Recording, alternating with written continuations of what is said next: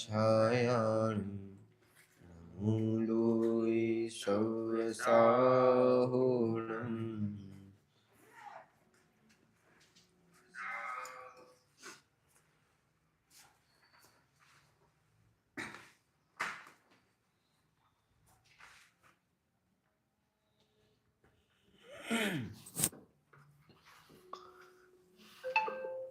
कल हमने द्रव्य की चर्चा की थी और दो द्रव्य देखे थे। सुप्रीम जी, कौन कौन से दो द्रव्यों की चर्चा हुई थी? और एक द्रव्यार्थिक नहीं का द्रव्य। हाँ, दोनों द्रव्यों में क्या अंतर है? एक में तो पूरी समग्र वस्तु आएगी प्रमाण के द्रव्य में, और द्रव्यार्थिक नहीं में पूरी वस्तु न आकर एक पक्ष को गौण किया जाएगा और एक पक्ष को मुख्य किया तो जाएगा। कौन से पक्ष को गौण करेंगे और कौन से पक्ष को नित्य करेंगे राज भाई? जब हम बात करेंगे द्रव्य की, मतलब अखंड द्रव्य की जो बदल कर भी नहीं बदल रहा है, तो फिर हम उसके पर्याय पक्ष को गौण कर देंगे। हाँ, तो फिर क्या बचेगा? तो हम मात्र उस पर फोकस करेंगे, बचेगा की बात नहीं है, रहेंगे दोनों ही हमेशा, और ये हमारे ज्ञान का विषय बनेगा कि भाई उसी द्रव्य की बात करें तो बदल कर नहीं बदल रहा, तो ना द्रव्य का स्वरूप आएगा द्रव्य की चीज। जब हम बात बदलते हुए की करेंगे तो वहाँ हम उस द्रव्य को जोड़ कर देंगे जो कि अखंड स्वरूप में विद्यमान है। तो बदल कर भी नहीं बदलना, ये द्रव्यार्थिक नय का द्रव्य। बदल कर भी नहीं, ये तो प्रमाण का द्रव्य है। तो द्रव्यार्थिक नय के द्रव्य में क्या हाईलाइट होगा? द्रव्यार्थिक नय के द्रव्य में होगा जो सामान्य अभेद नित्य और एक है। आलोक जी सही बता रहे हैं। और यदि बदलने और नहीं बदलने की दृष्टि से देखें तो कौन सा पक्ष हावी होगा, मतलब कौन सा पक्ष होगा? बदलने की दृष्टि से देखेंगे तो पर्यायात्मक नहीं होगा, और नहीं बदलने की दृष्टि से देखेंगे तो द्रव्यात्मक नहीं होगा। ठीक है, इतनी बात सबको क्लियर है? मुक्तेश जी, रूपेश जी, बराबर। अब इन दो पक्षों में जब मुख्यता गौणता की जाती है तो गौणता का मतलब क्या है? संयम जी बताइए। मतलब उसके बारे में कोई बात नहीं करनी। कितनी बात नहीं करनी? बात नहीं करनी बस। नहीं, कितनी? हाँ, वो पूरी तरीके से नील कर देंगे उस चीज को, इतना गौण करेंगे।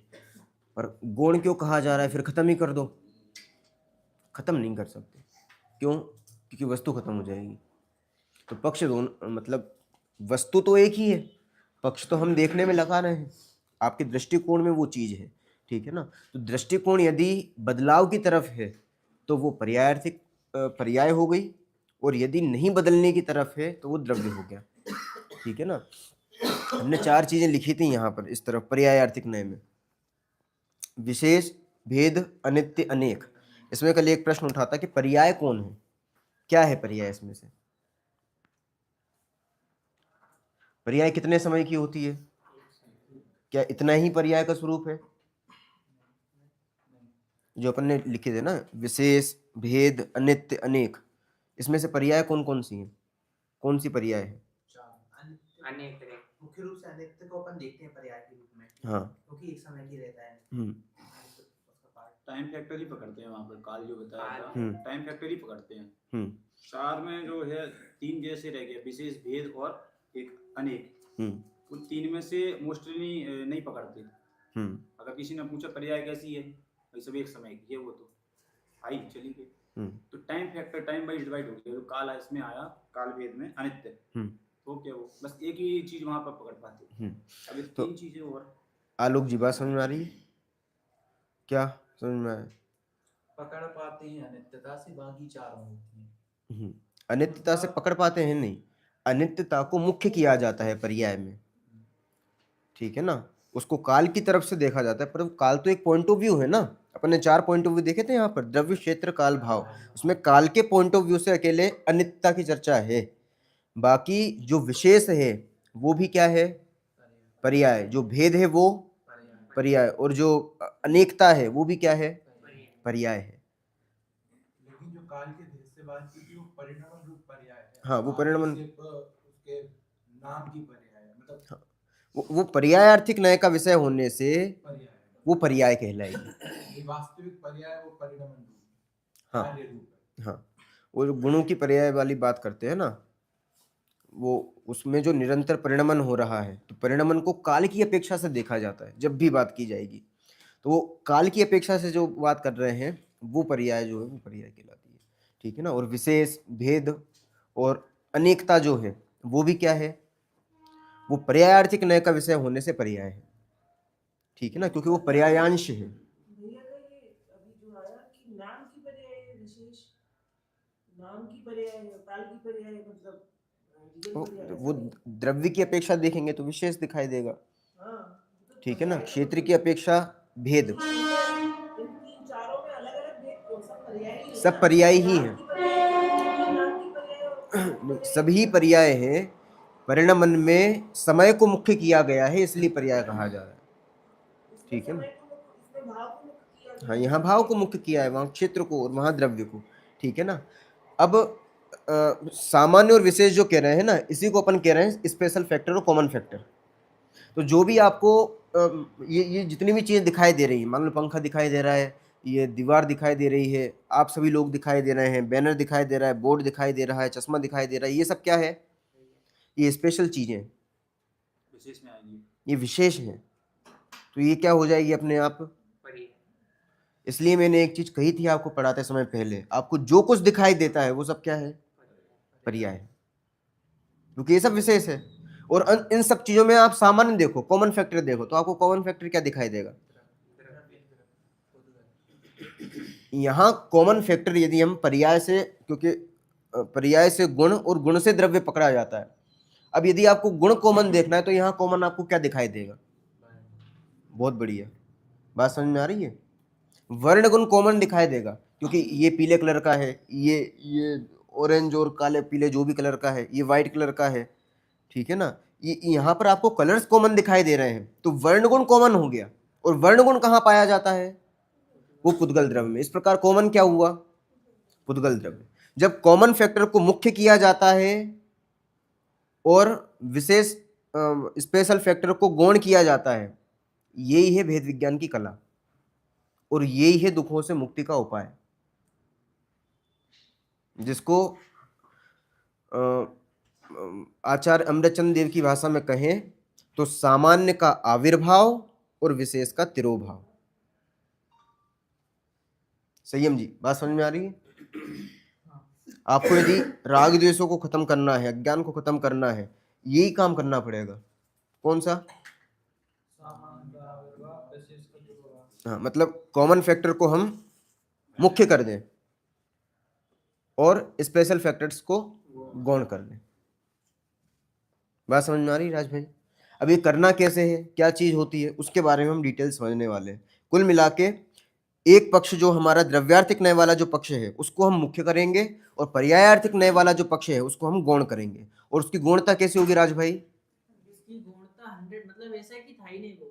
हाँ, था ही नहीं, ठीक है ना। इसमें एक और चीज, जब पर्यायों की स्वतंत्रता की बात कर रहे हैं तब कौन सा पक्ष मुख्य है, आलोक भाई। पर्यायों की स्वतंत्रता का की बात कर रहे हैं, तो पर्यायार्थिक नहीं का विषय मुख्य, ठीक है ना। तो पर्याय का समूह वाला थोड़ा सा, हाँ, वो सारी चीजें आएंगी अभी, ठीक है ना। मतलब पर्याय की कर्ता पर्याय स्वयं है, वहां द्रव्य है ही नहीं। इस प्रकार की जो बात है कि वो द्रव्य ने किए ही नहीं है, भाई साहब हम करने वाले नहीं है। ये भाव कौन कर रहा है राज भाई, रूपेश जी, ये भाव कौन कर रहा है, ये सारा काम कौन कर रहा है, जितना भी जो कुछ काम हो रहा है वो कौन कर रहा है, कि साहब हम करने वाले नहीं है। वो पर्याय की योग्यता से हो रहा है काम, पर्याय उसकी कर्ता खुद है। ये पर्याय की क्या कहो, पर्याय की पराकाष्ठा है ये।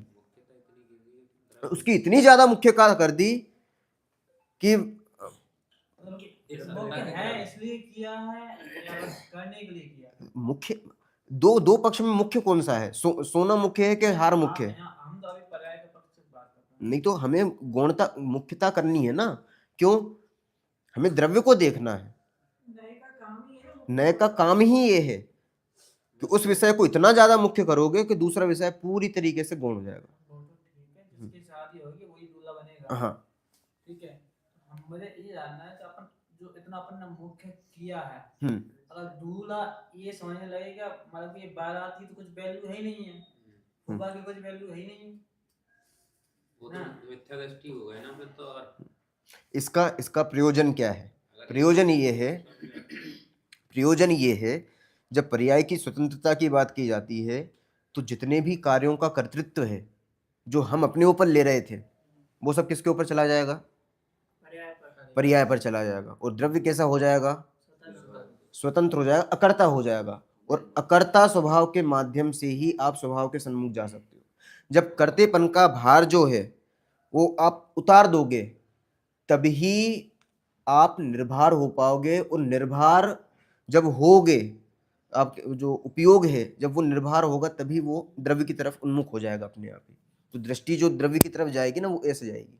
इसमें ये चीज है, आपने कहा पर्याय स्वतंत्र अपनी योग्यता से होती है, हाँ। का कोई वहाँ पर काम नहीं है। हाँ, तो ये जो न्याय लगा है वो कहने का विषय मात्र है या फिर एक्चुअल चीज वो है जो आपने बताया ना द्रव्यार्थिक? अरे ये प्रयोजन की बात है ना। प्रयोजन हमारा क्या था? द्रव्य दृष्टि करना।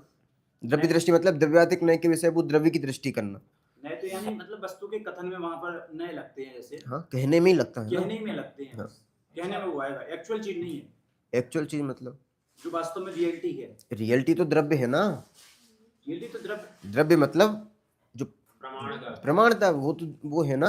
उसमें कुछ बदलाव नहीं है। जैसे आपने कहा पर्याय स्वयं की योग्यता से होती है, द्रव्य का वहाँ पर कोई रोल नहीं है। हाँ। ये मात्र कहने के लिए है वहाँ पर। आपका प्रयोजन क्या है?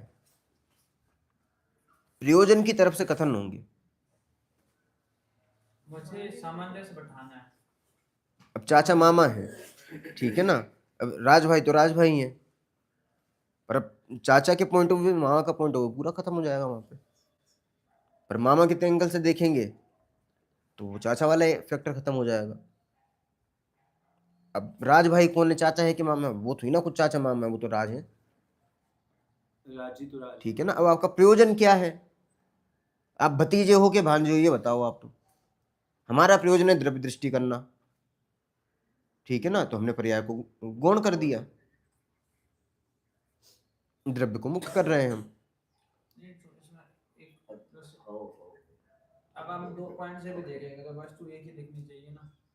हाँ, हम 2 पॉइंट से 2 नजरिए से भी देखेंगे हाँ। तो वस्तु तो वही दिखनी चाहिए। 2 नजरिए मतलब दो भी नए हैं, 2 नए हैं तो वस्तु तो एक ही दिखेगी या अलग अलग दिखेगी? 2 नजरिया मतलब क्या? अरे तो 2 नए हैं ना। हाँ, हाँ। दो से आप एक साथ कैसे देख पाओगे? कोई भी 2 पॉइंट ऑफ व्यू है। हाँ तो 2 पॉइंट ऑफ व्यू से वस्तु एक दिखेगी या अलग अलग दिखेगी? भाई, वस्तु तो एक ही है ना। एक ही दिखेगी। ठीक है। मुझे एक चीज और, जो पर्याय और द्रव्य दोनों में सामंजस्य कैसे, तालमेल कैसे बिठाएंगे? जिस समय आप राग द्वेष कर रहे हो और आपको राग द्वेष से स्वतंत्र होना है तो आप पर्याय पर उस पर आरोप डाल दोगे, मतलब पर्यायार्थिक न्याय को मुख्य कर दोगे। और मुख्य करने के बाद में करता ये है, मैं करता नहीं हूँ, द्रव्य की तरफ उन्मुख हो जाओगे। और यदि आपको अपनी गलती महसूस करनी होगी, द्रव्य को उसका करता ठहराओगे। हमें मतलब वितराग भाव प्रकट करना है। वितराग भाव प्रकट करने के लिए यही काम करना पड़ेगा आपको। वो नहीं हो रहा है, फिर बेकार ही बेकार आ रहे हैं। अभी वो देखेंगे सारी चीजें, ठीक है ना। अभी इतना समझना, मुख्यता गौणता जब की जाएगी तो इस प्रकार से की जाएगी कि पूरी चुप्पी होगी इसके बारे में, ठीक है मुक्तेश भाई? कोई दिक्कत है यहाँ तक? अब इसके आगे बढ़ते हैं। देखना, यहाँ समझना।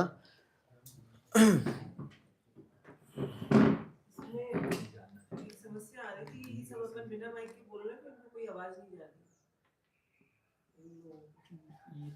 हाँ, माइक ले लो ना, माइक ले लो, माइक दो भाई। और सब ध्यान रखें, माइक पे ही बोले। हाँ, क्योंकि अपन उनका भी अगर कोई ऑनलाइन सुन रहा है तो वो प्रॉपर सुन रहे हैं। दोनों में यूनिवर्सल शब्द क्या है? यूनिवर्सल फैक्ट तो द्रव्य है ना। प्रमाण है, प्रमाण में सब शामिल है। दोनों ही चीजें फैक्ट हैं। बोलने में माइक मतलब फैक्ट मतलब वस्तु फैक्ट है। आपका नजरिया तो आप जो चीज मुख्य करना चाहते हो उसके हिसाब से होगा ना। अब चाचा फैक्ट है कि मामा फैक्ट है? वस्तु तो वस्तु है। चाचा मामा तो पॉइंट ऑफ व्यू है। अब आप किसको मुख्य करना चाहोगे वो आपकी बात है, ठीक है। इसको ऐसे भी समझ सकते हैं, जैसे संयम भैया है, ये तो संयम भैया यूनिवर्सल है। हाँ अब इनके अंदर दो क्वालिटीज हैं अलग अलग। एक तो इनके अंदर है कि ये बहुत अच्छे वो हैं, क्या कहते हैं, ये जो एडिटिंग वगैरह का, ठीक है, एडिटर। दूसरा इससे बिल्कुल अपोजिट कोई गुण ले लो, जैसे मतलब एडिटिंग से अपोजिट क्या हो सकता है? हाँ मतलब शायर है बढ़िया। हाँ शायर। तो अब जहाँ पे एडिटिंग की बात होगी ना, वहाँ शायर वाला गुण मुख्य नहीं कर सकते, क्योंकि वहाँ एडिटिंग वाला काम ही इम्पोर्टेंट है, तो उसी को मुख्य करेंगे। अब हम और कंप्यूटर जहाँ क्षेत्र की बात कर रहे हाँ। हैं, आप शेर व शायरी की बात करो तो कहाँ से तो लेंगे? कोई नौकरी ही नहीं लगेगी या काम ही नहीं मिलेगा। और जहाँ शेरो शायरी है, वहाँ एडिटिंग की बात करो स्टेज से खड़े होकर, तो वो नहीं लगेगा। मैंने इंटरव्यू में एक दो शायरी की सुनाई है। नहीं तो फिर वहां तो शायरी की जरूरत थी ना इंटरव्यू में, ठीक है। समझ गए? अब ये है। अभी धीरे धीरे चीजें समझ में आ जाएंगी जब हम प्रैक्टिकल अभी थोड़ा देखेंगे। हो गया डाउट? मेरा क्या डाउट कर देखो वस्तु को अभी हम समझने जा रहे हैं, ये पहले भी हमने देखा है, अभी इसलिए मैं बता रहा हूँ ताकि ऑनलाइन में शायद क्लियर नहीं हो पाए, ऑफलाइन में पूरी तरीके से क्लियर हो जाए, ठीक है। अपन ने द्रव्य की बात की थी। द्रव्य कैसा होता है राज भाई? द्रव्य तो गुणात्मक होता है। गुणात्मक होता है। गुणात्मक मतलब मुक्तेश जी? मतलब गुण उसके प्रत्येक अवस्था, हर कण कण में उसकी शामिल है, हर अलग क्षेत्र में उसकी शामिल है। तो गुण ही उसकी आत्मा है, ऐसा मान लो। आत्मा ही तो आत्मा है। आत्मा का भाव समझो। आत्मा मतलब उसका मतलब उसी में मैपना है। मैपना है द्रव्य। वो ही है। निखिल जी क्या है द्रव्य? द्रव्य के मतलब गुणात्मक समूह है उसमें, मतलब गुण जो है, जो सारे गुण हैं वो तन्मय रूप में है। हाँ उस रूप में। अब ये नहीं है कि भेद रूप में है, यार ये ले लो यार, सब कैसे अरे ठीक है ना। ये चीज बहुत ध्यान से समझना। यदि हम बात कर रहे हैं मान लो जीव द्रव्य की, और जीव द्रव्य में समझने के लिए ज्ञान गुण को मुख्य कर रहे हैं, इसका मतलब क्या केवल हमने ज्ञान गुण को पकड़ा है? सुप्रीम भाई कैसे पकड़े में आ गया पूरा जीव? क्योंकि आपने तो केवल ज्ञान गुण की चर्चा करी। ज्ञान से जीव जानने में आ रहा है कि जहाँ जहाँ जानने वाला दिखेगा अपनों को, वहाँ वहाँ जीव होगा। देखो इसको ऐसे समझो, ये पूरा शरीर एक अभेद है मान लो, अब ठीक है ना। अब उंगली पकड़ी, इसका मतलब क्या उंगली पकड़ी है? नहीं, पूरे शरीर को पकड़ा है। हाँ रूपेश भाई बात समझ में आ रही है?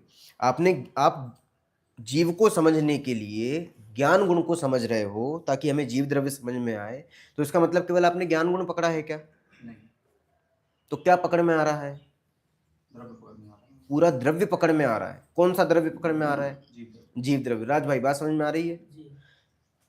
ज्ञान को जीव का लक्षण बनाया है। यदि आप ज्ञान को पकड़ रहे हो और ज्ञान की चर्चा की जा रही है, इसका मतलब अकेले ज्ञान की चर्चा नहीं है, पूरा जीव द्रव्य पकड़ में आ रहा है, ठीक है ना। क्यों? क्योंकि उसका कारण है गुणात्मक होना। ज्ञान के साथ साथ सुख भी पकड़ में आ गया। ज्ञान मतलब सारे ही गुण उसमें तन्मय होकर पूरा का पूरा द्रव्य आपके सामने आ चुका है। हाँ, पर यदि आप ओनली ज्ञान की बात करोगे तो वो पर्याय हो गई, क्योंकि भेद हो गया ना। जो अनुभव होगा, हाँ वो ज्ञान गुण खुद करेगा या फिर कुछ और कोई और गुण भी? वो भी सब चीजें देख लेंगे, ठीक है ना। प्रश्न लिख लो तो ज्यादा ठीक रहेगा, उसके बाद जब ये चर्चा करेंगे तब सारी चीजें समझ में जाएंगी। इतनी चीज क्लियर है, द्रव्य गुणात्मक होने से यदि चर्चा केवल हम ज्ञान गुण की कर रहे हैं, मतलब वो केवल ज्ञान गुण की चर्चा नहीं है बल्कि संपूर्ण द्रव्य की चर्चा है। ये कॉन्सेप्ट एकदम अपने दिमाग में क्लियर करना, ठीक है।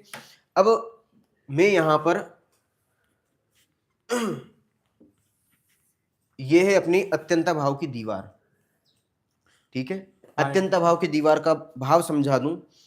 इस दीवार इसके ये मतलब बाहर की चीज है और ये अंदर की चीज है, ठीक है ना। यहां से यहां कोई नहीं आ सकता, यहां से यहां कोई नहीं जा सकता। हाँ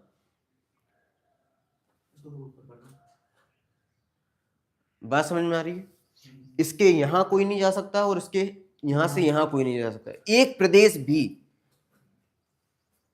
किसी भी द्रव्य का कोई भी एक परमाणु, मान लो ये एक परमाणु है, ये एक परमाणु है, तो एक परमाणु का एक प्रदेश भी यहां से यहां नहीं जाएगा। वैसे परमाणु एक ही प्रदेश ही होता है, पर यदि गुणों की बात करें परमाणु में, तो गुण का एक गुण भी इधर नहीं जाएगा, इधर नहीं जाएगा। और जीव द्रव्य संख्यात प्रदेशी है।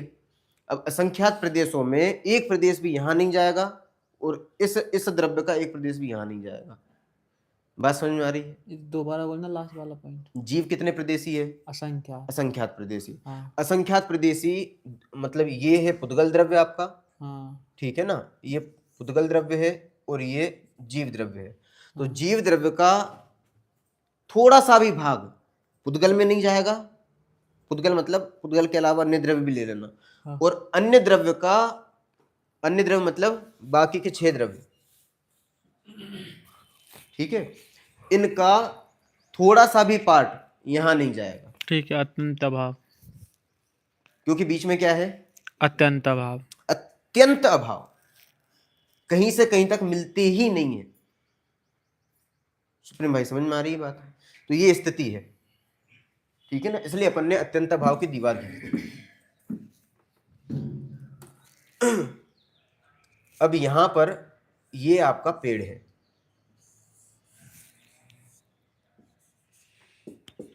मैंगो ट्री, ठीक है। ये जो पेड़ है ये कहाँ है? बाहर। एक्चुअल में जो पेड़ दिखाई दे रहा है वो ये है, ठीक है। यहां पर ये आपका दर्पण है,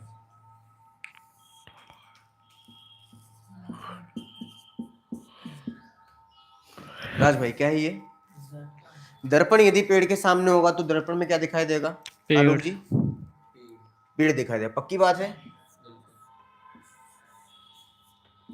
यहां पर भी पेड़ आ गया आपका, ठीक है। अब इस पेड़ में और इस पेड़ में क्या अंतर है मुक्तेश जी? ये जो पेड़ है ये तो एक्चुअल में पेड़ है, हाँ। और ये अंदर जो दिख रहा है पेड़, ये वास्तव में पेड़ नहीं है, ये ज्ञान है। ये ज्ञान ही दिख रहा है उसमें है। ठीक है। अभी उदाहरण तो बता दो पहले। दर्पण है, दर्पण की स्वच्छता है वो। क्या है? दर्पण की स्वच्छता है वो पेड़ नहीं है उसमें। यहाँ पर पेड़ है कि नहीं है? दिख रहा है ना, दिखाई दे रहा है ना, इसको कहेंगे दर्पण का पेड़। नहीं तो आलोक का जी। पेड़ होता है दर्पण। हाँ, मान लो ये आम का पेड़ है, मान लो ये आम है, ठीक है ना, तो यहाँ पर भी आम आ जाएगा, ठीक है। हाँ, ये बिंब है, ये प्रतिबिंब है, ठीक है। सुप्रीम भाई बहुत ध्यान से समझना, सारे कॉन्सेप्ट अभी क्लियर कर लेना जितने भी हैं। इसको टेक्निकल भाषा में कहा जाता है ये,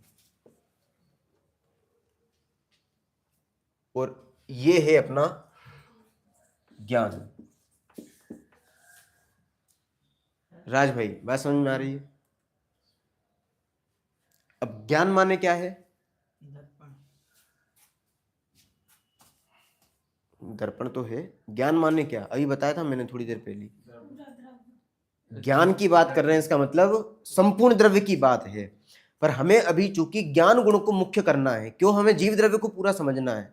पर जीव द्रव्य तो अनंत गुणात्मक है, तो अब अनंत गुण कहाँ समझ में जाए, कैसे समझ में आए? अब जीव द्रव्य को समझना भी है, इसलिए हमने ज्ञान गुण को मुख्य किया। और उस ज्ञान गुण को समझने के लिए हमने, चूंकि ज्ञान का एग्जैक्ट काम दर्पण की तरह होता है, इसलिए ज्ञान को दर्पण की वो क्या कहते हैं, उपमा दी जाती है, इसलिए कहा जाता है ज्ञान दर्पण। पर इन दोनों में एक अंतर है। अंतर क्या है संयम जी, पता है आपको? ज्ञान दर्पण में और दर्पण में क्या अंतर है?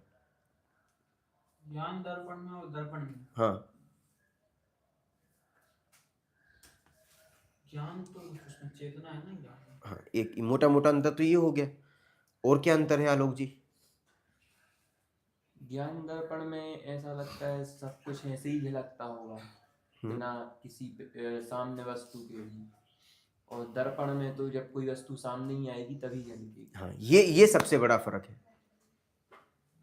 मुक्तेश जी क्या कहा इन्होंने? कि ज्ञान दर्पण है उसमें जब तक वस्तु सामने नहीं होगी तब तक झलक नहीं सकती है। अरे ज्ञान दर्पण नहीं वाला, जो दर्पण है उसमें जो सामान्य दर्पण होता है उसमें जब तक चीज सामने नहीं होगी तब तक नहीं दिखेगी, जब सामने आएगी तभी दिखेगी। लेकिन ज्ञान में ऐसी विशेषता है कि वस्तु सामने हो या ना हो तो भी दिख सकती है, उसमें ऐसी बंदिश नहीं है। ठीक है ना। तो ये मुख्य चीज है कि दर्पण में तो अनिवार्य चाहिए कि कोई चीज सामने हो तभी वो उसको झलकाएगा या फिर प्रतिबिंबित होगा, पर ज्ञान स्वभाव में ये चीज नहीं है। ज्ञान स्वभाव मतलब पूरा द्रव्य में ये चीज नहीं है, ज्ञान में ये चीज नहीं है। ज्ञान में कोई चीज नहीं भी होगी ना तो भी जानने में आ सकती है। ठीक है ना, ये एक विशेषता है जो यहाँ कॉमन है। इसीलिए सांग रूपक उदाहरण घटित नहीं होगा, पर काफी कुछ उदाहरण घटित हो जाएगा। ठीक है ना। एक देश क्यों हो रहा है? क्योंकि यहाँ पर ज्ञान दर्पण की स्थिति ये रहेगी कि चीज नहीं भी होगी तो भी आपको दिखाई दे सकती है। ठीक है। अब ऐसा होता नहीं है, ऐसा ज्ञान को वहां पर कोई वस्तु, अब वो तो एक, हाँ वो एक अलग चीज है। हाँ वो एक अलग चीज है। हाँ ठीक है ना। इनका कहना ये है कि ज्ञान के सामने जो भी चीज आएगी वहां पर कुछ ना कुछ होगा, नियम होगा, निमित्त के रूप में कोई ना कोई चीज होगी। जरूरी नहीं है कि कोई व्यक्ति हो, कोई पूर्व स्मृति भी हो सकती है। ठीक है ना, कोई ना कोई निमित्त जरूर बनेगा, वो एक अलग बात है। ठीक है ना। पर एक जो जैसे आलोक जी दर्पण के सामने, तो अब आलोक जी दर्पण में आलोक दीखाई देंगे, पर ऐसे ही ज्ञान में ये चीज नहीं है। आलोक जी यदि सामने नहीं भी है तो भी मुझे दिखाई दे सकते हैं। वस्तु सामने हो या ना हो हाँ, भी ज्ञान में तो आती है। ये चीज वहां लिख देना। स्वयं प्रभा जी क्या कह रहे हैं? उसको निमित्त क्यों कह रहे हैं, वो भी ज्ञान ही है। ज्ञान ही है, पर कहने में निमित्त नहीं कहते, क्योंकि कोई भी होगा तो जो बोलने में तो आएगा ना, कि वस्तु हाँ, मतलब है किसी ना तो किसी आएगा। कारण ज्ञान तो हुआ है ना। वस्तु हो या ना हो ज्ञान तो जानता ही है कि नहीं। हाँ, तो स्मृति, प्रत्यक्ष विज्ञान, कोई ना कोई चीज हमारे उसमें आई है, वो चीज है। ठीक है ना। अब यहाँ पर समझना, जो एक सबसे इंपॉर्टेंट चीज जो निकल के आई ना दर्पण में और ज्ञान दर्पण में, जो ये क्या बोलते हैं इसमें अंतर, वही यहाँ पर सबसे इंपॉर्टेंट है कि इसको अपन ने क्या शब्द दिया? गे। ठीक है ना। अब और ये क्या है? ज्ञान दर्पण। ठीक है ना। गे मतलब यहाँ पर आप ये तो है हम, और हमारे अलावा जितने भी द्रव्य हैं, जितने भी अन्य जीव, और बाकी के 5 द्रव्य, ये सब कैसे हैं? हमसे अलग हैं। ठीक है ना। जीव द्रव्य तो हम खुद, तो हमारा जीव द्रव्य ये हम, और हमसे ये सब जो हैं ये बिल्कुल बाहर की चीजें हैं। क्यों बाहर की चीजें हैं? हमारे साथ मतलब गे हैं, गे तो हैं, बाहर क्यों हैं? अत्यंत भाव की दीवार है। तो ये हमारे अंदर कोई भी प्रवेश नहीं कर सकते, कोई भी इफेक्ट नहीं डाल सकते। ठीक है ना। और इनके कारण कुछ होता भी नहीं है। गजब की चीज ये है कि इनके कारण कुछ नहीं होता। यहाँ पर कदाचित हमें दिखाई देता है कि इस पेड़ के कारण ये पेड़ बना है। आलोक जी, सही बात है, इस पेड़ के कारण ये पेड़ बना है। उदाहरण में ये चीज ठीक है, एक्चुअल फैक्ट क्या है? रियल में नहीं बना। रियल में नहीं बना मतलब, यदि दर्पण के सामने पेड़ आएगा तो दर्पण में पेड़ दिखाई देगा कि नहीं देगा? कहने में तो यही आएगा कि दिखाई दे रहा है। हाँ, पर अब ये उदाहरण हो गया। अब सिद्धांत पे आओ, ये है ज्ञान दर्पण। ठीक है तो, ना। तो और फिर ज्ञान बिना दर्पण के पेड़ के भी सामने दिखाई विश्व दे। के सकल गेय हैं। सकल गेय मतलब समझ गए? सकल गेय मतलब जगत के गेय मतलब क्या? मतलब जो जो दिख रहा है, जो जो अपने ज्ञान में आ रहा है, जो ज्ञान में आ रहा है वो। 6 द्रव्य ले लेते हैं। 6 द्रव्य, कौन कौन से 6 द्रव्य? सारी द्रव्य। 6 द्रव्य में तो जीव पुद्गल। हाँ, तो सारे द्रव्य आ गए ना। हाँ, आलोक जी सही बता रहे हैं, सारे द्रव्य। सकल गिए में। हाँ हाँ, मेरे अलावा सभी द्रव्य। हाँ, बात समझ में आ रही है? मैं तो यहाँ हूं ना। अब मेरे अलावा जितने भी द्रव्य हैं वो सब हैं सकल गेय। सकल गे में वैसे नॉर्मली सारे गे आ जाएंगे, ये पूरी चीज आ जाएगी, उसमें दोनों भाई साहब ठीक है ना। पर जीव अभी भी तो अभी आएगा हमारे भाई लिए जो साहब, गे की बात चल रही है वो यहाँ पर ये सब चीजें आएंगी। अपना भी ले सकते जीव भी तो आएगा भाई साहब उसमें। निज द्रव्य भी तो आएगा उसमें, सकल द्रव्य हैं, में। ले सकते हैं, कोई समस्या नहीं। वो आएगा, अभी अत्यंत भाव को अपन कर रहे हैं ना हाईलाइट, इसलिए सकल गे में ये सारे द्रव्य के। भाई साहब ज्ञान स्वपर प्रकाशक है। दूसरे का जीव भी तो आएगा भाई साहब इसमें। ये और ज्ञान तो अलग चीजें खड़ी है ना, इसीलिए अपना जीव अलग हो जाएगा। अभी अपना अपने को अलग कर रहे हैं अपन, अभी वो चीज चर्चा नहीं है अभी। हाँ ठीक है ना, तो अन्य जीव और बाकी के 5 द्रव्य ये सारे के सारे गे में चले जाएंगे, और मैं तो ज्ञान हूं ना, ज्ञान मतलब अकेला ज्ञान नहीं, पूरा द्रव्य ले लेना, ठीक है ना। तो ये स्थिति है। अब इनका कोई भी हमारे अंदर मतलब इनसे कोई भी हमें इफेक्ट नहीं पहुंचता है, इनसे किसी प्रकार का कोई ज्ञान नहीं होता है। क्यों नहीं होता है भैया? क्योंकि अब वो नहीं होती तब भी हमें ज्ञान होता है, जब वो वस्तु नहीं होगी उस समय भी हमें ज्ञान हो रहा है, तो इसलिए उनके अधीन नहीं है ज्ञान। मान लो भविष्य में कोई चीज नहीं है, अभी प्रेजेंट में नहीं है, लेकिन जैसे अभी जो पंचम काल में मशीनें दिख रही हैं वो उस समय नहीं थी जब अरिहंत थे, मतलब चौथे काल में। और आने वाले काल जितने भी भविष्य में होने वाली चीजें वो भी वो प्रत्यक्ष जान रहे हैं। हाँ। और जो पहले हो चुकी हैं वो वर्तमान में नहीं है, उन्हें भी वो जान रहे हैं। तो इसलिए इनसे उससे कोई मतलब वैसा संबंध नहीं फिजिकली। नॉर्मली देखें तो हमें लगता है कि इसके कारण ये चीज हो रही है, पर एक्चुअल स्थिति क्या है नीलम जी? ऐसा नहीं है जी, इसके कारण ये हो रही होती, जैसे दर्पण का उदाहरण लो, इसके कारण यदि दर्पण में ये पेड़ झलक रहा होता तो फिर दीवार में भी झलकना चाहिए। हाँ हर जगह झलकना चाहिए। ठीक है ना। इसको थोड़ा टेक्निकल भाषा में कहेंगे तो गेयों से ज्ञान नहीं होता। ज्ञान नहीं, ठीक है ना। ना तो गेयों से ज्ञान होता है और ना ही गेयों में ज्ञान होता है। अब यहाँ पर जब गेयों में ज्ञान होता है इसका मतलब समझेंगे तो यहाँ 2 अर्थ भी समझ सकते हैं। एक, यदि में शब्द का यूज कर रहे हैं तो वहां जीव द्रव्य नहीं आएगा, और यदि जीव द्रव्य ले रहे हैं तो उसमें मेरा ज्ञान नहीं है। बढ़िया, दोनों चीज समझ में आए राज भाई? यदि गेयों में ज्ञान नहीं होता तो अन्य जीव भी तो हैं, तो इनमें ज्ञान होता है कि नहीं होता है? इनमें ज्ञान की बात करेंगे तो इसमें मेरा ज्ञान नहीं होता।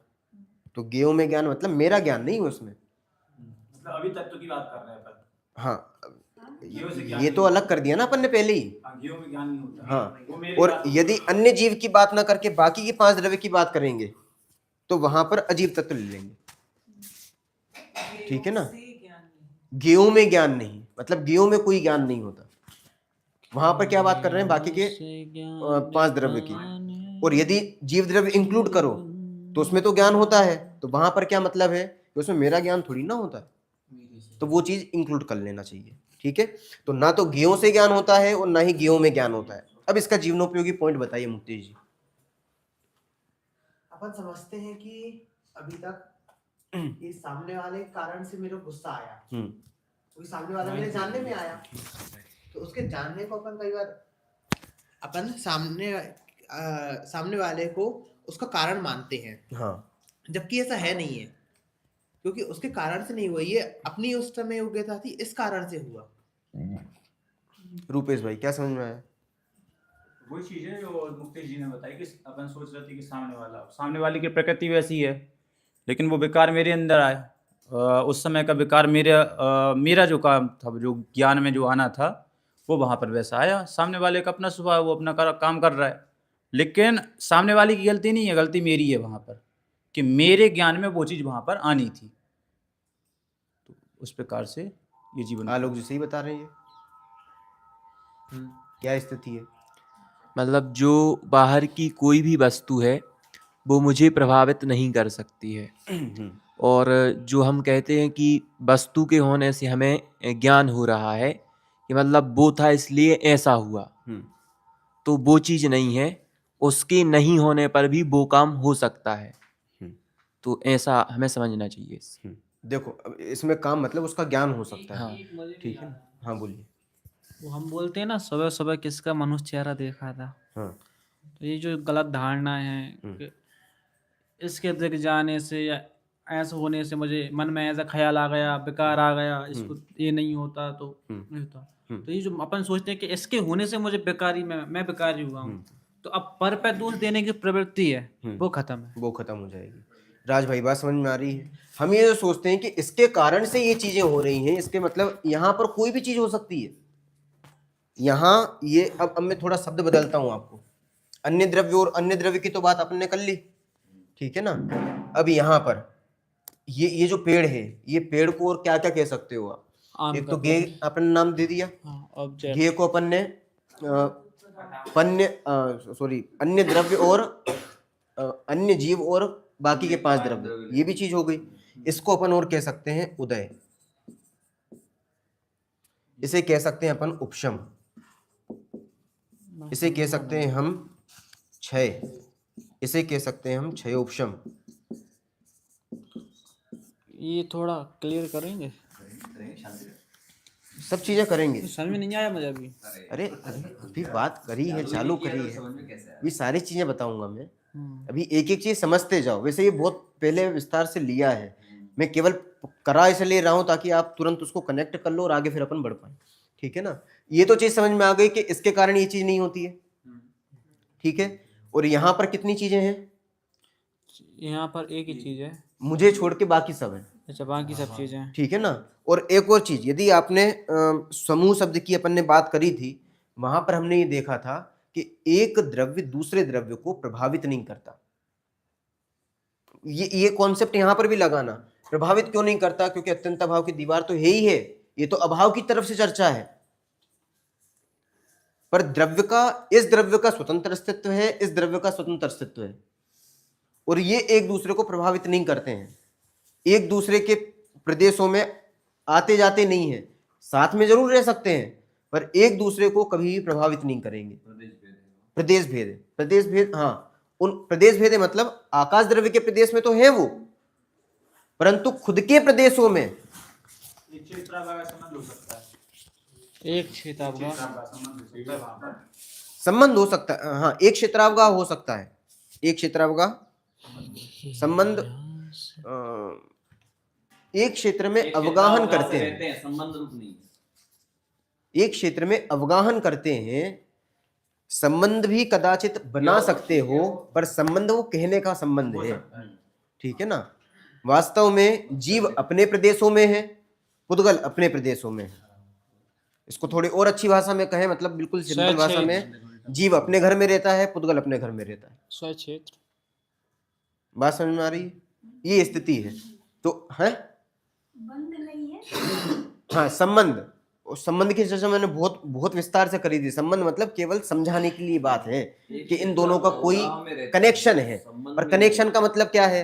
वो दोनों अपने अपने में है। अब आप दोनों का क्या कनेक्शन है? एक माता पिता का क्या कनेक्शन है? भाई माता अलग है, पिता अलग है, पर एक संबंध है ना, पेरेंट्स, बस वो संबंध इतना ही है, पर उसका एक अलग अस्तित्व है, इसका एक अलग अस्तित्व है, ठीक है। अब यहाँ पर ये उदय उपशम क्षय क्षय उपशम, ये किससे संबंधित है? ज्ञान से, कर्म साथ, हाँ कर्म से, ये कर्मों के संबंध में है चीजें। कर्म का उदय होता है, कर्म का उपशम, उसका ही क्षय उपशम, उसका ही क्षय होता है। और कर्म कौन सा द्रव्य है? वो पुद्गल है। तो पुद्गल द्रव्य तो किस खाते में जाएगा? इस ये गे वाले खाते में, ठीक है ना। इसलिए कर्मों में कुछ भी होता रहे, कोई इफेक्ट पड़ेगा आपको? हाँ, कर्म का उदय आएगा तो आपको कोई फर्क पड़ेगा? बहुत ध्यान से समझना। यदि कर्म का कोई उदय आएगा तो राज भाई आपको इफेक्ट होगा कि नहीं होगा? मुझे जो वास्तविकता में जो ज्ञान दर्पण है उसमें तो कोई प्रभाव नहीं पड़ेगा, वो तो वैसे ही रहेगा। देखो टेक्निकल देखना यहाँ पर, आलोक जी। मैं दूंगा, हाँ बोलो। द्रव्यार्थिक से तो कुछ फर्क नहीं पड़ेगा, पर्यायार्थिक से पड़ेगा। अभी उसकी बात करेंगे, ठीक है ना। अभी समझते जाना, कर्म के उदय से कोई भी फर्क पड़ेगा कि नहीं पड़ेगा? आलोक जी। नहीं पड़ेगा। क्यों नहीं पड़ेगा? न्याय की दृष्टि से वो पुद्गल है जो अभी आपने बताया कर्म, वो कर्म जो है वो पुद्गल है और मैं जीव हूँ, और यहाँ पर दोनों अलग अलग हैं। तो और यहाँ पे हमने समझा पर है, फिर पर हाँ, ये पर है। हाँ, हाँ, पर इसको है। ऐसे भी देख सकते हो, ये पर है, ये स्व है। हाँ, तो इसलिए जो पर है वो मुझे प्रभावित नहीं कर सकता। हाँ, ये वस्तु के अंदर विशेषता है कि वो स्वतंत्र हैं, अप्रभावी हैं। तो कर्म का उदय आपको प्रभावित कैसे कर सकता है? की दीवार है दोनों के बीच। बात समझ में आई ना? अत्यंता भाव, तो ये तो अभाव की तरफ से बात है। हमने तो द्रव्य की तरफ से ये पढ़ा है कि वो अप्रभावी होता है। निखिल भाई, आपने कल प्रश्न पूछा था, अपना प्रश्न याद करो और आंसर आ गया। क्रोध आ जाता है मुझे। हाँ, बादाम नहीं खाता। नहीं, मैंने तो वो अब कंट्रोल वाला पूछा था ना। सुनिए सुनिए, एक एक चीज को समझते जाइए, बहुत ध्यान से समझना। कर्म में आप सारे कर्म लगा लो, ठीक है। खासकर जो हमें प्रॉब्लम आती है वो किस कर्मों से आती है? मोहिनी से। मोह कर्म। मोह कर्म के कितने भेद हैं राज भाई? जल्दी जल्दी बोलो। दर्शन मोह, चारित्र। हाँ, दर्शन मोह और चारित्र मोह, ठीक है ना? अब दर्शन मोह से तो हमें इफेक्ट समझ में आती ही नहीं कोई। दर्शन मोह से नॉर्मली सबसे बड़ा इफेक्ट इसी का है। वैसे हमें दिखाई देता है चारित्र मोह, और चारित्र मोह में क्या क्या चीजें आती हैं? कसाय, हाँ, राग द्वेष कषाय, ये जितनी भी चीजें हैं, क्रोध मान माया लोभ, सबसे बड़ी प्रॉब्लम तो हमें इनसे है ना। क्रोध मान माया लोभ, सुप्रीम। अब ये है कर्म। क्रोध का कोई इफेक्ट पड़ता है कि नहीं पड़ता है? हाँ, क्रोध का उदय का, यदि क्रोध का उदय हुआ, क्रोध कर्म का उदय आया, कोई इफेक्ट पड़ेगा जी? जी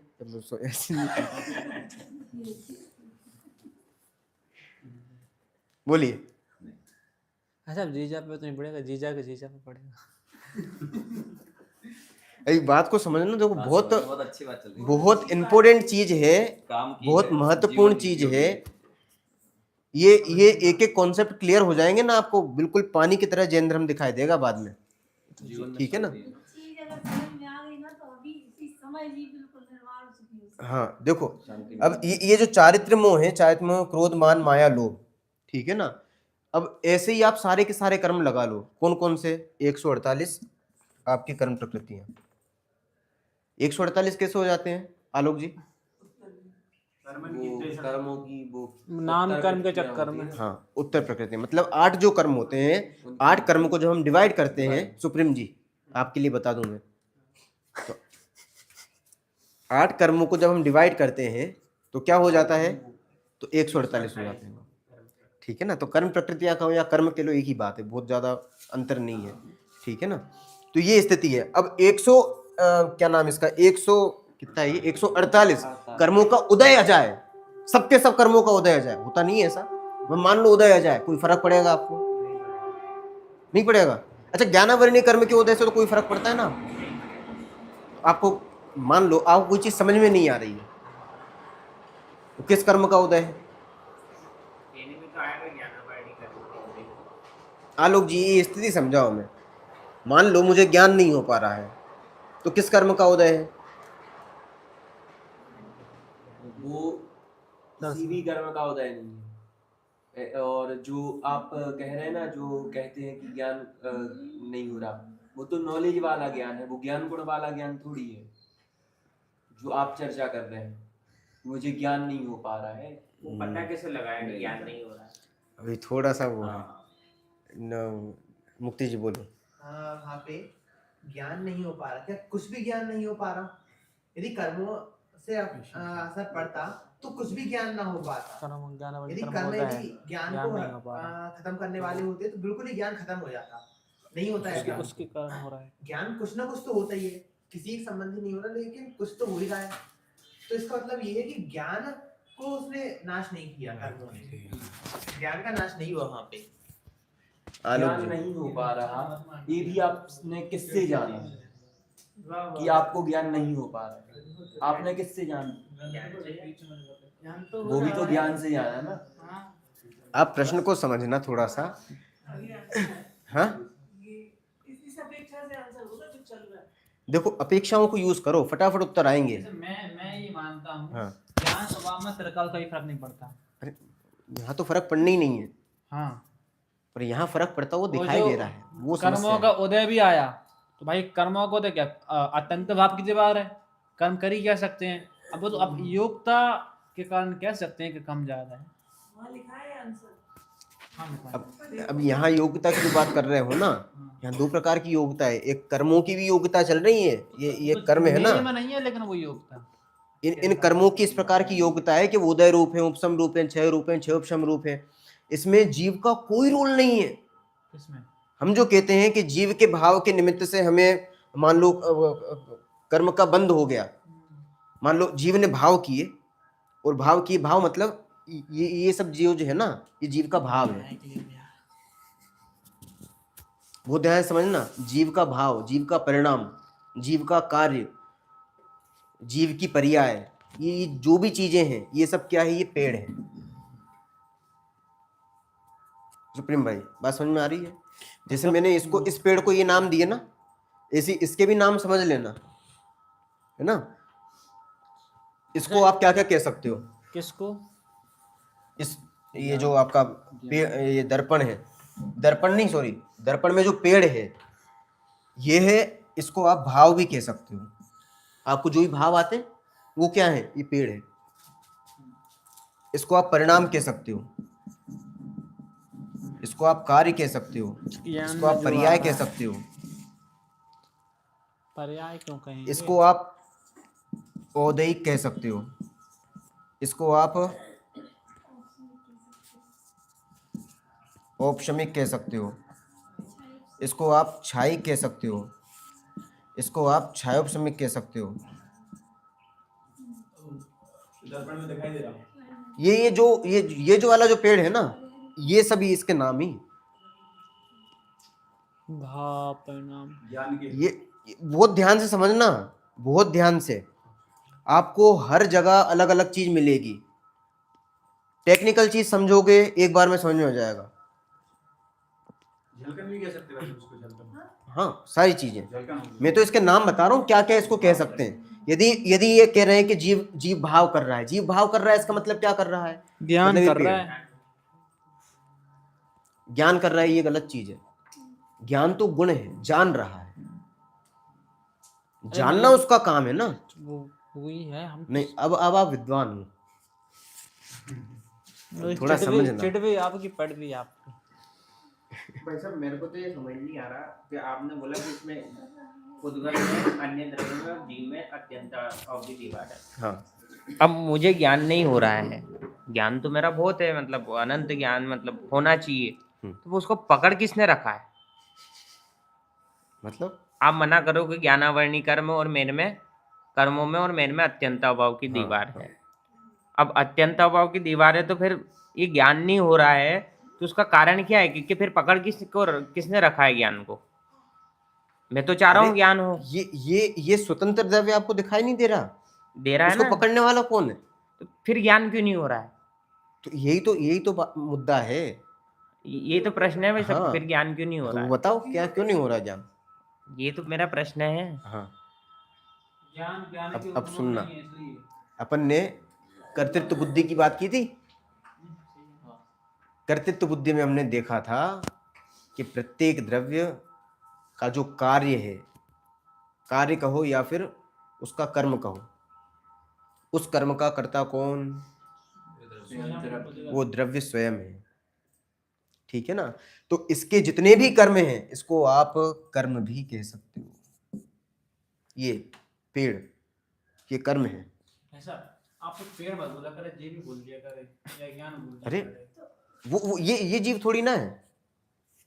दर्पण समझ नहीं आता कब आप जीव बोल देते हो, कब पेड़ बोल देते हो।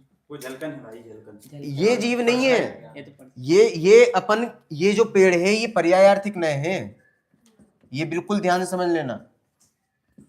यहां अपन द्रव्यार्थिक नय की बात नहीं कर रहे हैं। दर्पण और पेड़ मिला के प्रमाण का विषय है। जो दर्पण है ओनली वो द्रव्य है, और जो पेड़ है वो पर्याय है। पर्याय है, इट मीन्स पर्यायार्थिक नय का विषय होने से वो पर्याय है। दूसरी बात, ये विशेष है। इसलिए पर्याय है। बात समझ में आ रही है? जल्दी जल्दी बोल रहा हूँ क्या मैं राज भाई? विशेष टाइम लगेगा। विशेष हो गया ना। दर्पण में, दर्पण तो सामान हो गया, मतलब आप 10 दर्पण रखो, अब 10 दर्पण में दर्पण तो सब एक से हैं, पर एक में कुत्ता आ रहा है, एक में पेड़ दिखाई दे रहा है, एक में मोबाइल दिखाई दे रहा है। अभी ये जो मोबाइल है, पंखा है, कूलर है, एसी है, ये जो सब दर्पण में दिखाई दे रहे हैं, दर्पण तो एक है ना, पर ये जो दिखाई दे रहे हैं ये सब क्या है? ये विशेष है। हाँ, विशेष है। बात समझ में आ रही ना? ये विशेषता है उसकी। जब विशेषों को मुख्य किया जाएगा तो पर्याय मुख्य हो गई, ठीक है ना। और ये जो भी चीजें यहां बन रही हैं, इनको आप कर्म भी कह सकते हो। कौन सा कर्म? जीव का कर्म। जीव का वो कर्म कह देंगे तो भाई साहब हम ही उलझ जाएंगे इसमें फिर। जीव का कर्म, जीव का कर्म, जीव का कर्म मतलब जीव का कार्य। यहाँ कर्म का मतलब है कार्य। यहाँ भाव कर्म की बात नहीं है। हाँ, इसको आप भाव कर्म भी कह सकते हो, पर यहाँ जो भाव कर्म, यहाँ जो कर्म की बात कर रहे हैं वो भाव कर्म की बात नहीं है, ठीक है ना। इसको आप भाव कर्म भी कह सकते हो। जो झलकन है उसको भाव कर्म बोलते हैं। हाँ, ये मैं एक साथ इसलिए बता रहा हूँ, सब अलग अलग अपेक्षाएं से हैं। यदि यहाँ द्रव्य कर्म का उदय होगा तो ये जो पेड़ कहलाएगा ये भाव कर्म कहलाएगा। प्रतिबिंब में बना एक्चुअल पेड़ का वो भाव कर्म वहां पर हो गया। अभी सारी चीजें आ जाएंगी, ठीक है ना। एक एक चीज अभी मैं सारे नाम लिखता जा रहा हूँ, बहुत ध्यान से समझना। क्या समझ में नहीं आ रहा बताओ? अभी मैं एक मिनट में क्लियर करता हूँ, ठीक है ना।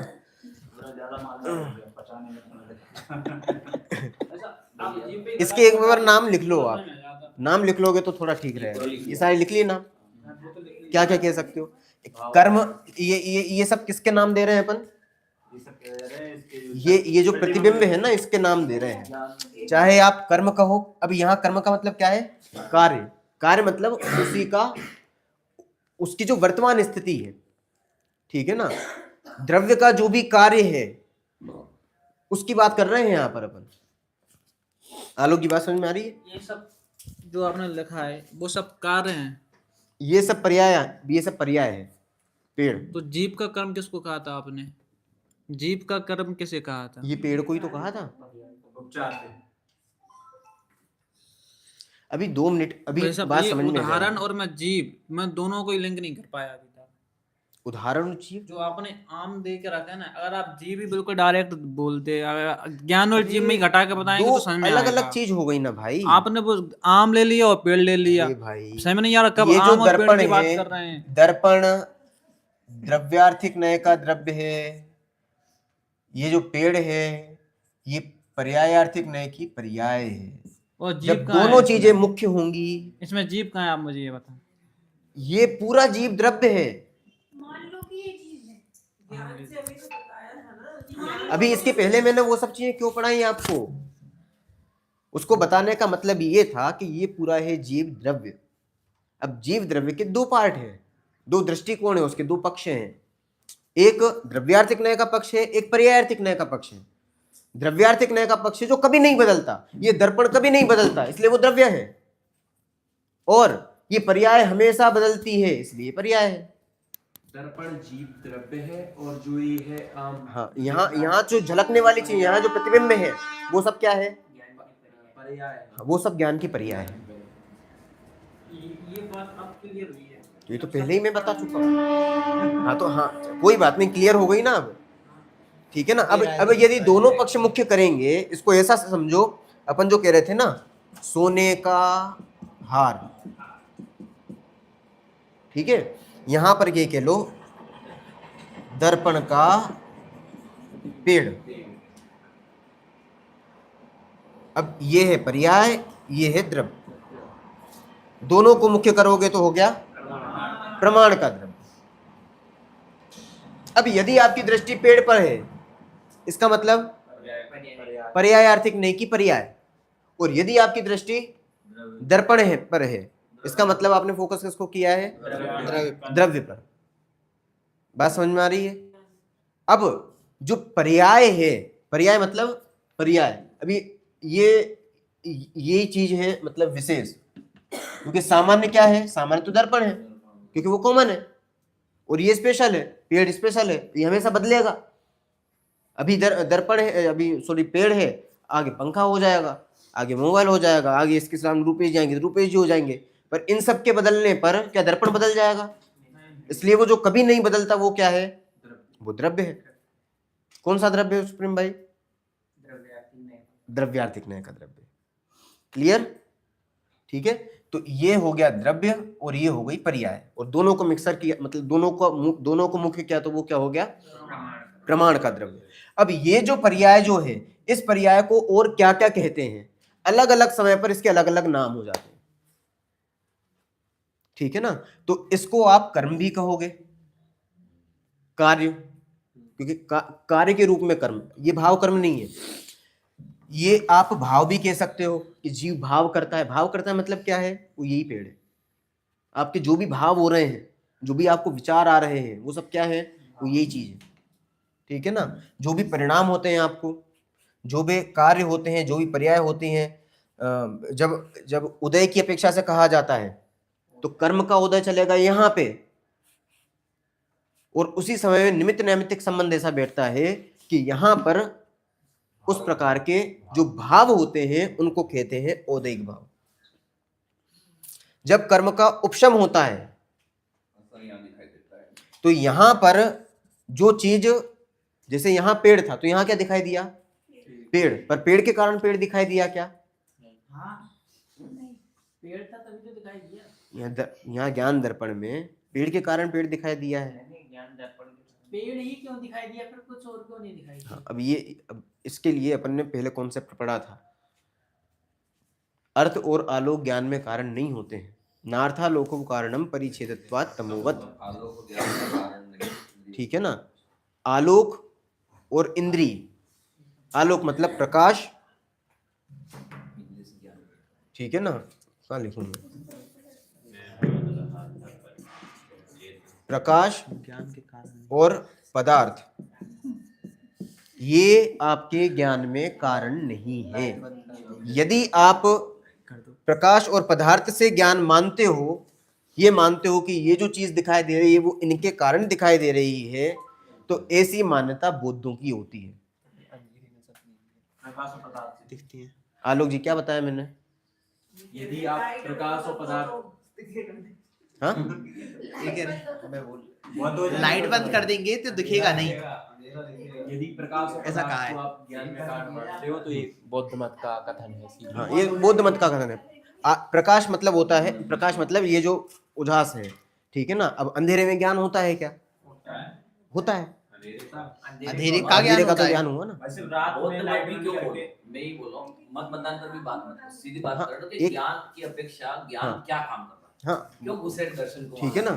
तो ये जो चीज है पदार्थ, पदार्थ मतलब सारे पदार्थ लेना। कौन कौन से पदार्थ, इनकी तो बात कर चुके हैं अपन। कौन से पदार्थ? अन्य जीव और बाकी के 5 द्रव्य, मतलब 6 द्रव्य पूरे आ गए अपने को छोड़ के। ये पदार्थ हमारे ज्ञान में कारण नहीं है। और पुद्गल में कौन कौन से द्रव्य, पुद्गल द्रव्य की बात करी तो उसमें कर्म आए कि नहीं आए? सारे कर्म आए कि नहीं आए, कि एक आध छूट गया? तो उनसे ज्ञान हो सकता है, उसका एक कोई इफेक्ट पड़ सकता है, उसका कोई रिएक्शन आ सकता है। बाहर है ना। वैसे वो तो हम मान रहे हैं आपकी बात। अरे तो वो 2 भी मिनट रुक तो नहीं जाओ फिर। आएगा। हाँ, अभी रुक जाओ, अभी इतना समझ लो पहले। ये चीजें चूंकि अत्यंत अभाव की दीवार के इस तरफ हैं, इसलिए नो रिएक्शन नहीं, नो इसमें इफेक्ट रिएक्शन यहाँ होता, रिएक्शन वहाँ होता नहीं, ये चीज होती नहीं है, नहीं, मतलब जैसे झलकन वाली जो आपने कही ना, होता ही नहीं है। कहा जाता है, वो जो संबंध है कहा जाने वाला वो निमित्त नैमित्तिक संबंध है, पर वो भी कब? जब यहाँ पर ये पेड़ बनेगा और यहाँ पर पेड़ होगा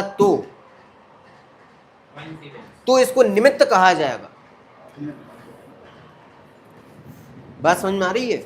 मतलब देखो, बात को समझना। हमने जब कर्तृत्व बुद्धि की बात की थी ना, तब बहुत स्पष्टता से बात की थी कि प्रत्येक द्रव्य अपना काम करने में समर्थ है। ये तो अपन ने जब द्रव्य की बात की ना, 4 पॉइंट निकाले द्रव्य की बात करते हुए।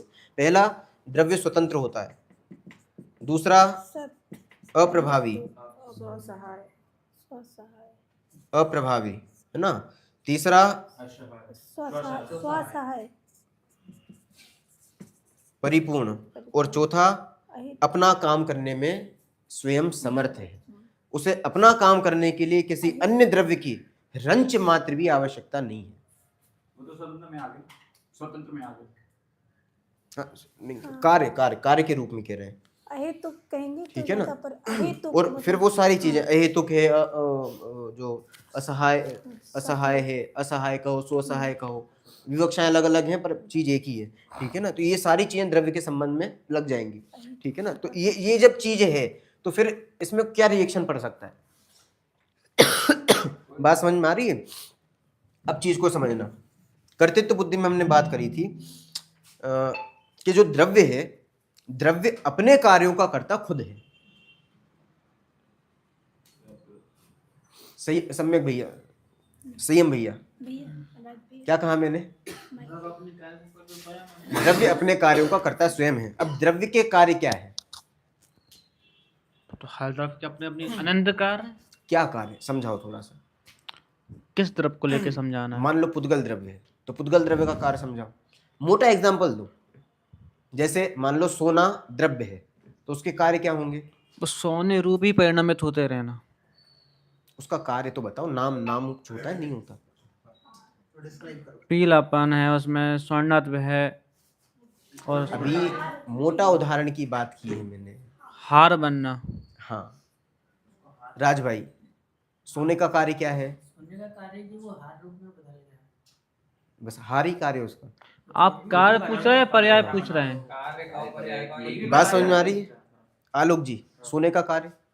हार, अंगूठी, जो बनता है उसका सब कुछ कार्य। मतलब उसके जितनी भी चीजें हैं ना, उसमें जैसे सोना है, सोना तो हो गया द्रव्य उदाहरण में, ठीक है ना। अभी राज भाई ये मत कहना कि ये पर्याय होती है। नहीं द्रव्य है वो। हाँ। त्रिकाली द्रव्य है। त्रिकाली द्रव्य है। मैंने उसको गुण कर दिया ना, गुण कर दिया, पर्याय को गुण ही कर सही दिया है। मैंने। ऐसा नहीं पर्याय होती नहीं है, वो त्रिकाली समझना। पर्याय को गेट से बाहर कर दिया अभी। हाँ। तो अभी कहाँ चल रहे थे अपन? सोना, कार्य सोने के कार्य। ये तो हो गया अपना द्रव्य। अब द्रव्य के कर्म कौन कौन से हैं? तो इसके कर्म हो जाएंगे हार, अंगूठी, कुंडल, ठीक है ना, कुंडल वगैरह सारी चीज लगा लेना। अब इन सबको करने वाला कौन, इन सबको बनाने वाला कौन, इन सब का निर्माण किसने किया? सोने ने। तो बात आती है किस पर? सुनार पर सुनार कैसे कर सकता है? क्योंकि प्रत्येक द्रव्य अपना काम करने में स्वयं समर्थ है, उसे अन्य द्रव्य की रंच मात्र भी आवश्यकता नहीं है। सुनार को गोली मारो। आलोक जी, बात समझ में आ रही है? मुक्तेश भाई, द्रव्य को हार रूप कार्य को करने की जो क्षमता है, जो भी उसके अंदर वो चीज है, वो खुद के अंदर खुद में है। उसे सुनार की रंच मात्र मतलब आवश्यकता ही नहीं है। क्यों? क्योंकि सोना ही इसमें व्यापक है। और ये क्या चीज है? ये व्याप्य। व्याप्य के अंदर जो व्यापक होता है, व्यापक ही करता होता है। ये कॉन्सेप्ट अपना था। व्याप्य एक ही द्रव्य में लगता है। क्या करता है?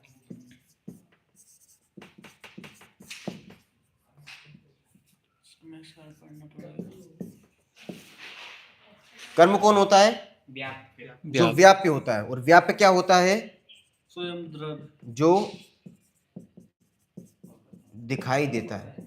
हाँ, व्यापक। और व्यापक क्या होता है?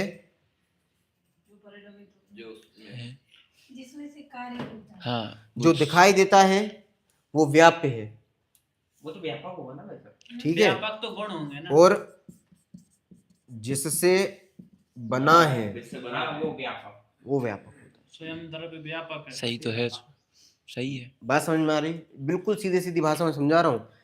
जो दिखाई देता है, ये दिखाई दे रहा है आपको, इट मीन्स राज भाई व्यापक है, सॉरी व्याप्य है।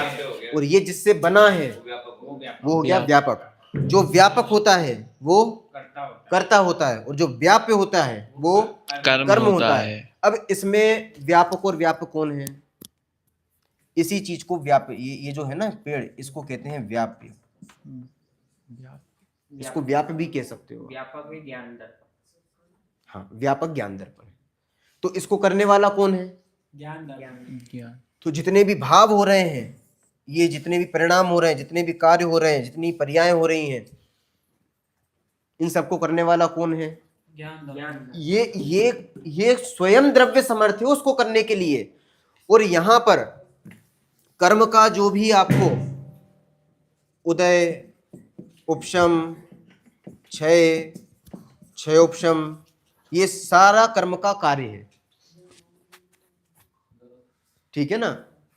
ये चीज समझ में आती है? उदय, उपशम, क्षय, क्षयोपशम दिखाई दे रहा है, दिखाई दे रहा है। कर्मों की वो स्थिति है। हाँ, ये बाहर हो रहा है। ठीक है ना? ये हो रहा है कर्मों में। कर्मों का जो भी कार्य, ये कर्मों का कार्य है। ठीक है ना? अब कर्मों का कार्य, अब ये कर्मों का कार्य मतलब 148 प्रकृतियों का जो भी उदय आ रहा है, उनका यदि उपशम हो रहा है, उनका यदि क्षयोपशम हो रहा है, या फिर क्षय हो गया है, मैंने एक्शन भी कर दिया सारे, इसका इफेक्ट ये सारी चीजें क्या हैं? ये पुद्गल के कर्म हैं। और पुद्गल के कर्मों का कर्ता कौन है? वो पुद्गल द्रव्य है। तो उसका इससे क्या इफेक्ट पड़ेगा? क्योंकि कार्यों को करने वाला तो ये है ना। रूपेश भाई, बात समझ में आ रही है? ये कर्म का उदय किसने किया? कर्म का उदय क्या है? पुद्गल का कर्म। ठीक है ना? मान लो इसमें एक कर्म ले लो आप, क्रोध कर्म। ठीक है? अब क्रोध कर्म को करने वाला कौन है? राज भाई। पुद्गल। उसको करने वाला है ये चारित्र मोह।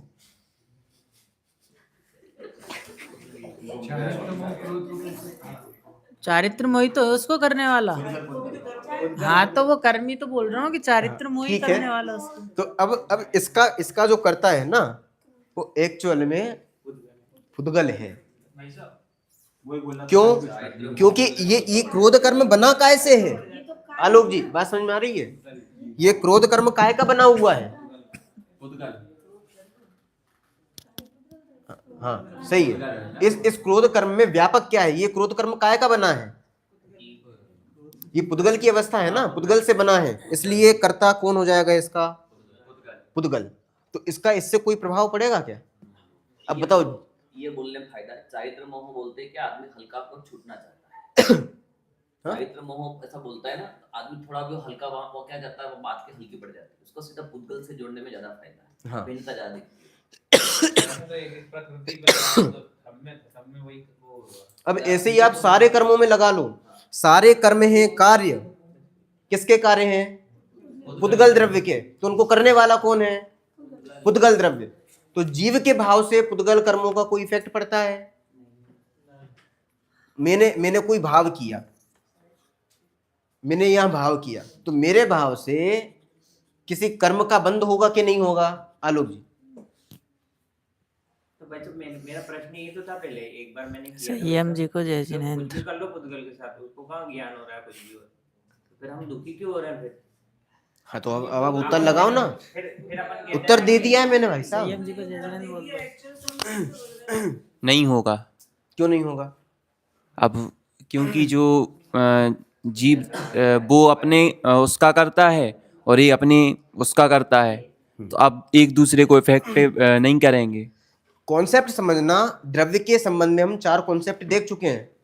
कहाँ गए तुम? स्वतंत्र, बहुत छोटा पड़ रहा है। स्वतंत्र, अप्रभावी, परिपूर्ण।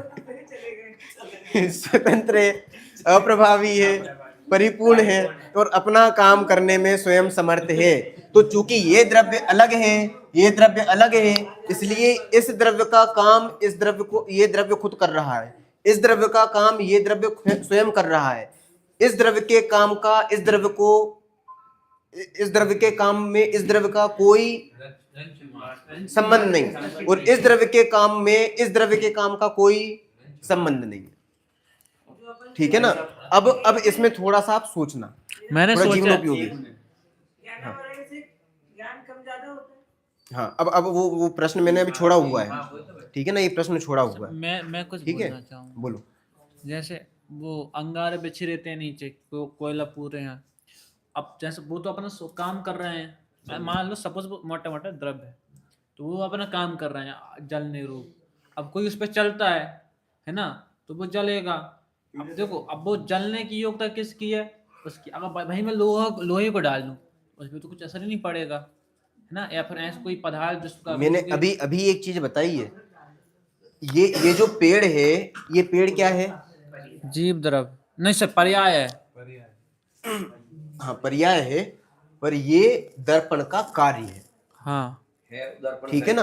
अब दर्पण का कार्य होने से इस कार्य को करने वाला कौन हुआ आलोक जी? दर्पण स्वयं हुआ। ये इसको करने वाला हुआ क्या? नहीं। इसके कारण से ये चीज हुई क्या? नहीं। ये बात ही खत्म हो जाती है। ठीक है ना। अब ये कॉन्सेप्ट यदि क्लियर हो जाता है, तो इसके बाद जब ये चीज होती है ना, तब इसमें कोई ना कोई निमित्त बनता है। पर निमित्त तब बनता है जब ये कार्य हो चुका होता है। हो चुका होता है तब बनता है। कुछ कह दिया मैंने वही तो राज मैं- भाई? कहने में तभी आएगा। अभी मैं आ रहा हूँ बात को। होगा। अगर कार्य नहीं होगा तो निमित्त भी नहीं बनेगा। हाँ, भले ये यहाँ पर रहे, कोई फर्क नहीं पड़ता है उससे, पर इसको निमित्त कब कहा जाएगा, इसको कार्य का कर्ता कब कहा जाएगा? जब यहाँ कार्य हो चुका होगा। तुझे थप्पड़ मार दी मैंने। ठीक है। अब इसके बाद में एक और चीज समझ लेना, हमने सुन लो। अरे भाई, एक कॉन्सेप्ट और थोड़ा समझ लेना। मैं कल से वहां बैठूंगा। अरे 2 मिनट बस, अपन अभी एंड करते हैं यहीं पर। ये जो आपके अंगारे वाला जो एग्जांपल है ना, हाँ। इसको आप थोड़ा जूम करके देखो। जूम करके मतलब समान जाति और असमान जाति द्रव्य पर्याय के एंगल से देखो, और वहां पर 100 द्रव्य का मिला जुला कार्य देखो, तो आपको एक एक चीज समझ में आएगी। वहां पर अंगारे या फिर कोई जलने वाला व्यक्ति ना देख के, जलने वाले द्रव्य जो, जैसे मेरा शरीर है, मेरा शरीर का पैर है। अब पैर कितने परमाणु से मिलकर बना है? मान लो 10 परमाणु से मिलकर बना है। और अंगारा वो कितने परमाणु से मिलकर बना है? मान लो 10 परमाणु से मिलकर। तो इन दोनों के कार्य की स्वतंत्र योग्यताएं वहां पर होती चली जा रही है। वो तो मैं उस एंगल से आप देखने की कोशिश करना। उसके बाद में कल हम इसको और देखेंगे। ठीक है आलोक जी, बात समझ में आ रही है? हाँ, ये तो आ गया। इसमें कोई भी दिक्कत अभी? अब जो ये ज्ञानावरणी कर्म का मैंने पूछा है, इसके बारे में सोचना। भैया अगर ये समझ में सबको आ गया है, तो अब जो क्लास में प्रॉब्लम हो रही वो नहीं हो रही चाहिए, इम्प्लीमेंट होना चाहिए इसका। आज का विषय भी है ना, ज्ञान का कारण और उपाय, ये निकल आया। हाँ, अब इसमें एक और चीज बता दूं मैं। अज्ञान क्या है? सुनना, अज्ञान को समझ लेना। अज्ञान इसमें और इसमें अंतर ना करके इन दोनों को एक मानना। आज ये है एक्चुअल आज अज्ञान। आना है। ज्यादा वाला कुछ कह रही थी। समझना, ये जो पेड़ है, हाँ, ये पेड़ दिखाई देता है। दर्पण जो है वो एक्चुअलिटी है, ये दिखाई देता है, दर्पण है। इन दोनों को एक ही मान लेना, इसको मेरा मानना, इसको अपना कर्ता मानना और इसको ही अपना भोगने वाला मानना, ये है एक्चुअल में आपकी एकत्व महत् कर्तृत्व भोक्तृत्व बुद्धि। ये यहाँ पर नहीं लगती है। आप यदि पंखे की हवा का भोग कर रहे हो तो पंखे की हवा भोग नहीं कर रहे, आप काय का भोग कर रहे हो? वो सारा भोग यहाँ पर हो रहा है। ये चीज समझ लेना। अज्ञान केवल यहीं तक सीमित है, यहाँ नहीं जाता है आपका अज्ञान। वस्तु के प्रति जो राग है वो दुख का कारण है। जैसे कह सकते हैं जो ज्ञान में झलक रहा है, जो प्रतिबिंब है, उसको अपना मानना, वो अपना मिथ्या बुद्धि है, अज्ञान है।